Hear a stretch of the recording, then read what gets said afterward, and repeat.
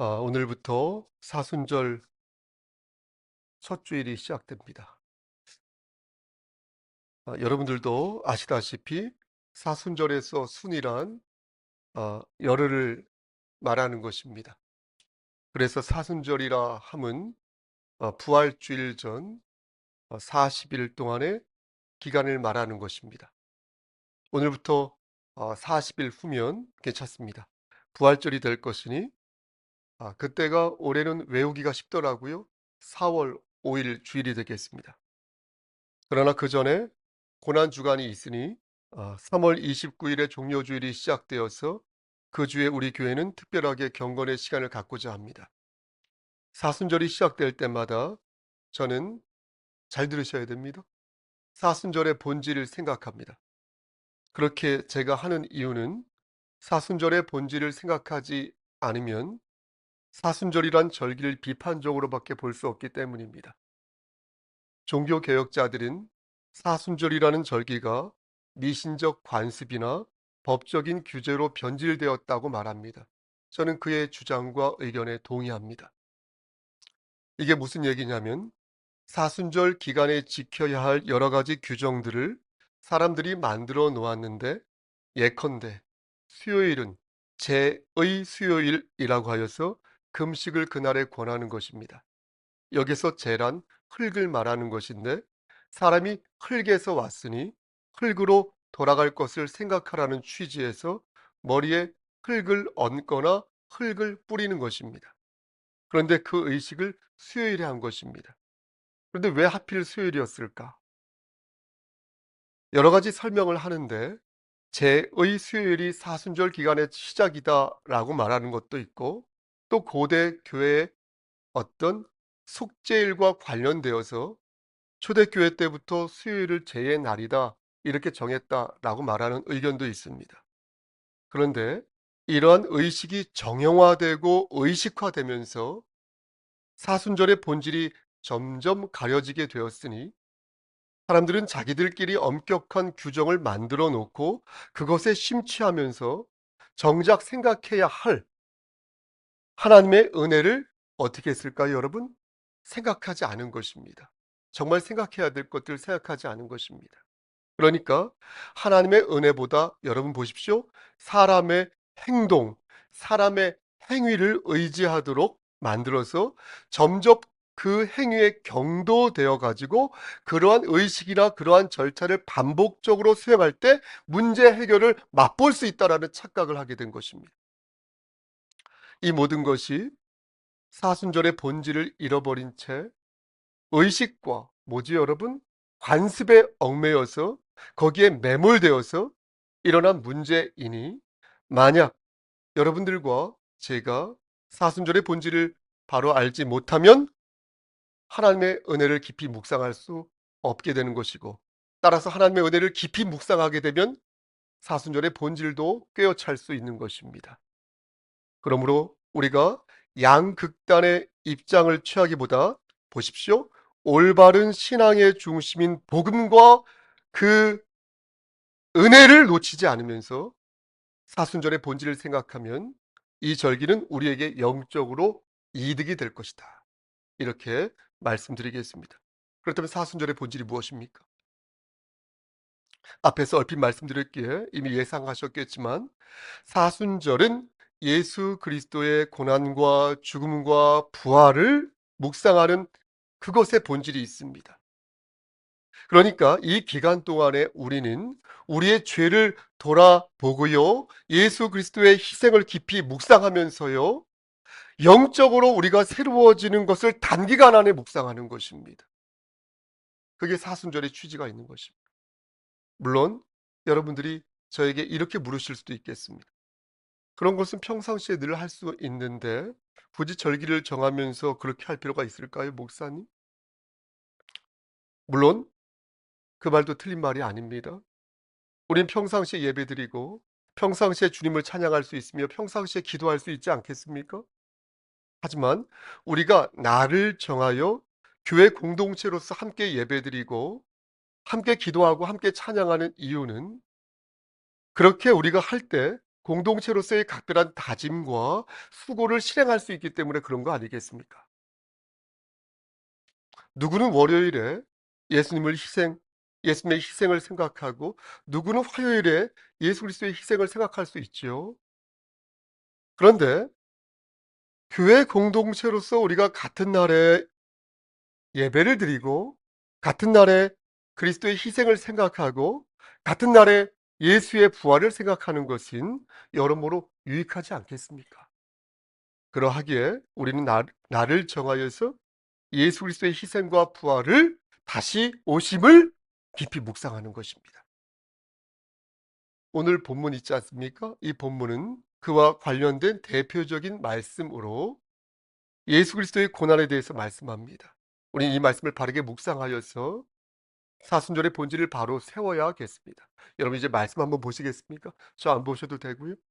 여러분 4절 말씀 한번 보시겠습니까? 제가 다시 한번 봉독하면 그는 실로 우리의 질고를 지고 우리의 슬픔을 당하였거늘 우리는 생각하기를 그는 징벌을 받아 하나님께 맞이 고난을 당한다 하였노라. 이렇게 말씀합니다. 여러분 질고가 무엇입니까? 여러분 질고가 무엇이죠? 질병으로 인해서 생긴 고통. 이게 질고 아닙니까? 그런데 예수님께서 무슨 질고를 지셨다는 것입니다. 그러한 질고를 지셨다는 것입니다. 여기서 중요한 것은 예수님이 지신 이 질고 있지 않습니까?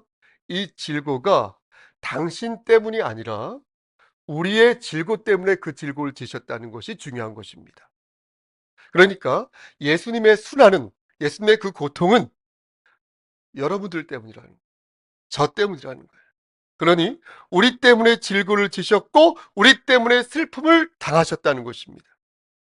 그런데 어처구니 없게도 사람들은 예수님의 그러한 고통이 예수님 당신 때문이라고 생각한다는 것입니다. 얼마나 무지성합니까? 얼마나 못나게 살았습니까? 저렇게 예수님이 고통을 받을까? 얼마나 예수님이 실패자였으면 저런 고통을 받을까라고 생각했다는 것입니다. 우리 때문에 질고를 겪은 것인데 우리는 그것을 하나님의 아들이신 예수님에게 돌렸다는 것입니다. 어이없지 않습니까? 어처구니 없지 않습니까? 그래서 5절 말씀을 보시겠습니까? 5절 말씀에서 이렇게 바로잡아 말씀하신 것입니다. 여러분 5절 그가 찔림은 우리의 허물 때문이 그가 상함은 우리의 죄악 때문이라. 그가 징계를 받음으로 우리는 평화를 누리고 그가 채찍에 맞음으로 우리는 나음을. 아멘.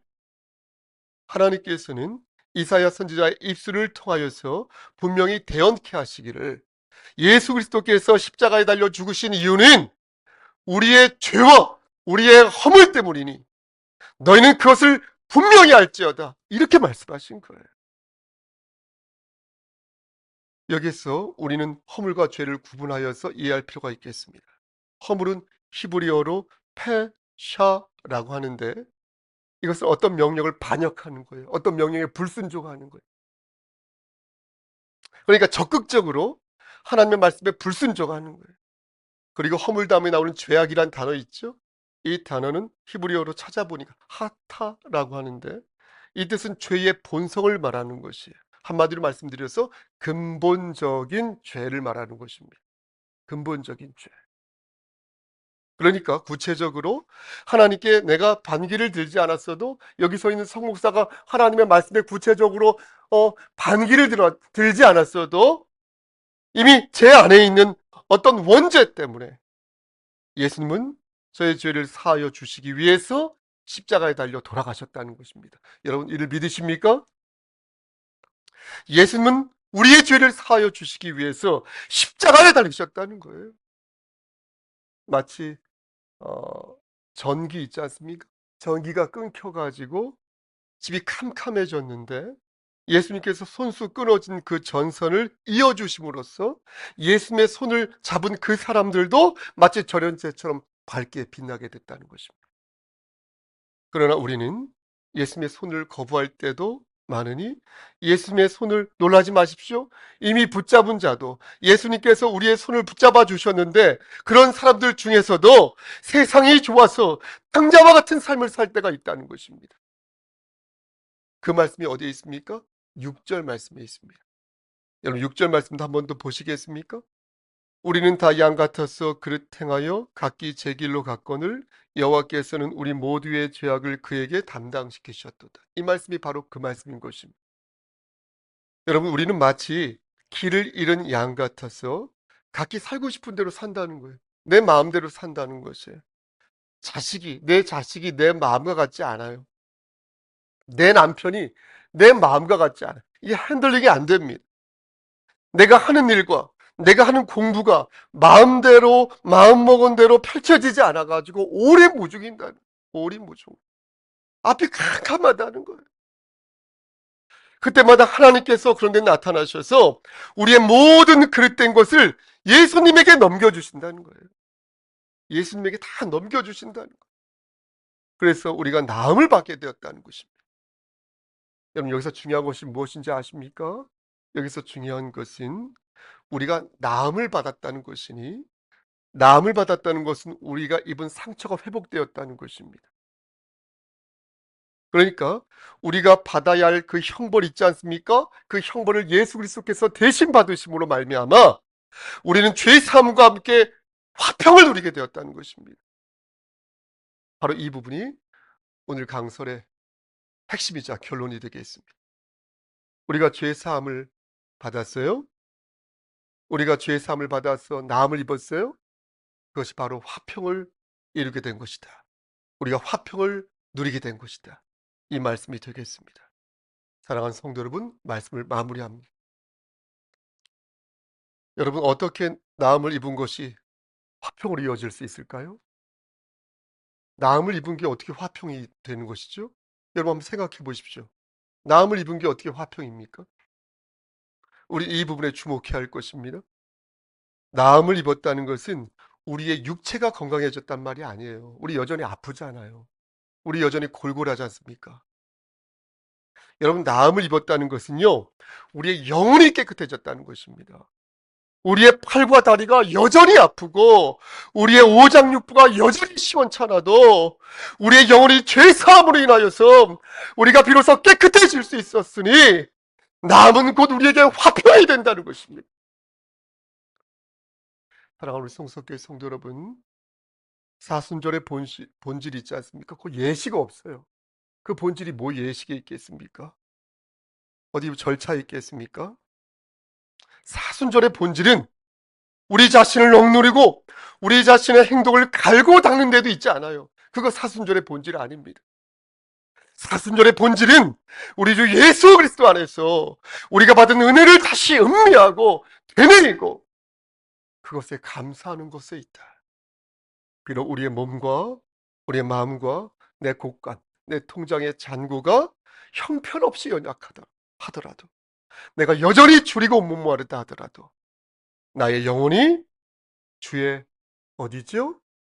품 안에 있음을 믿고 느끼는 것. 그게 사순절의 본질이다. 라는 것을 믿으시기를 소원합니다. 이거 한 가지만 더 전해도 될까요? 그저께, 오늘이 주일이고 그저께 저희 딸아이 졸업식이 있었습니다. 해맑게 웃으며 표현이 적절한지 모르겠는데 청혼의 꿈을 펼치는 젊은이들의 모습을 그곳에서 보았습니다. 너무 신나하더라고요. 그리고 저는 그날 오후 4시 반에 호스피스에서 말씀을 전하였습니다. 저는 그곳에서 임종을 준비하는 15살짜리 소녀를 보았습니다. 저는 그에게 영원한 화평을 말해 주었습니다. 그의 영혼을 하나님께서 지켜주실 것이라 그에게 말했습니다. 당신의 영혼을 하나님께서 지켜주실 거예요. 이렇게. 그리고 저는 그 호스피스 그 출입문을 열고 나와서 다시 저희 딸아이에게 너의 일해가 밝다라고 말해 주었습니다. 하지만 저는 다른 느낌으로 그들을 축복했습니다. 15살의 뇌종양에 걸려 임종을 앞둔 그 소녀에게 한 말과 이제 졸업을 하여 힘차게 비상하여 청혼의 꿈을 품고 너무나 좋아하는 저희 딸 아이에게 한 말은 분명 결이 다른 말이었습니다. 하지만 저는 그 두 사람이, 아니 그들이 고난과 부활을 모두 깨닫기를 바랐습니다. 슬픔이 화평이 되고 다시 화평이 슬픔이 되고, 고난이 승리가 되고 다시 승리가 고난이 되고, 그러한 사실을 그들이 알아주기를 바랐습니다. 사랑하는 우리 송석교회 성도 여러분, 여러분들과 제가 믿을 것이 무엇입니까? 우리가 믿을 것은 오직 우리 주 예수 그리스도의 은혜이니, 삶이 우리를 고단하게 만들고 우리를 좌절하게 만들어도 끝까지 우리는 우리 주께서 우리에게 주신 화평함을 붙잡고 전진해야겠습니다. 여러분, 하나님의 사랑을 의심하지 마십시오. 의심하는 마음이 자꾸만 들어도 그 마음이 마귀가 준 마음이라 생각하고 그 마음을 떨쳐버리십시오. 여러분, 하나님의 사랑을 끝까지 붙잡으시고 화목한 삶을, 이미 여러분들에게 허락하신 그 화목한 삶을 부과하시기를 소원합니다.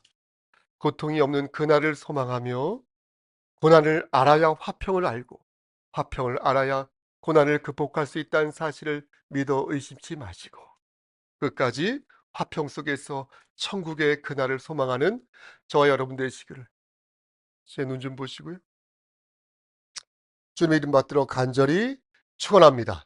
아멘. 기도하십니다. 하나님, 우리는 한 치 앞도 내다볼 수 없는 연약한 존재이지만 하나님께서 우리를 사랑하심을 믿고 오늘도 달려가겠습니다. 주여, 끝까지 우리와 동행하여 주시옵소서. 예수 그리스도인 받들어 감사하며 기도드렸사옵나이다. 아멘.